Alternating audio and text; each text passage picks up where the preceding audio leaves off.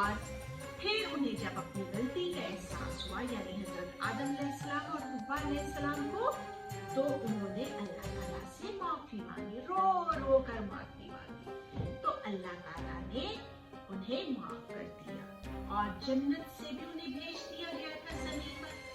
सबसे पहला इंसान जो इस जमीन पर आया वो हजरत आदम अलैहिस्सलाम और हजरत हव्वा अलैहिस्सलाम। अल्लाह ताला ने कहा मैंने आपको माफ कर दिया है, अब आप जन्नत में नहीं रहेंगे, अब आप जमीन पर रहेंगे, यहाँ आपकी औलाद होगी, औलाद कहते हैं बच्चों को, आपकी औलाद होगी, आपके बच्चे होंगे। आपने उन्हें सिखाना है कि अल्लाह ताला की बताई हुई बातों पर अमल करना है और इब्लीस यानी शैतान के बहकावे में नहीं आना।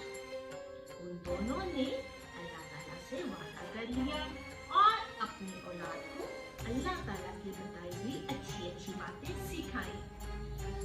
बच्चों, जो लोग अल्लाह ताला की बताई हुई बातों पर अमल करेंगे, यानी सच बोलना, मदद करना, नमाज पढ़ना, झूठ ना बोलना, लड़ाई ना करनी, चोरी ना करना, ये सारे काम नहीं करेंगे, अपने वालिदैन का हुक्म मानना, बहन भाइयों से दोस्तों से प्यार करना, ये सारा काम करेंगे, अल्लाह ताला उन्हें अपने पास जन्नत में रखेंगे।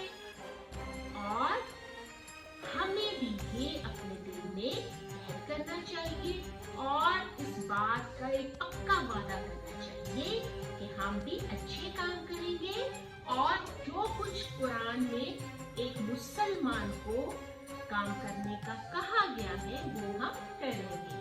तो मुझे बताइए, हजरत आदम अलैहिस्सलाम कौन थे? इब्लीस कौन था?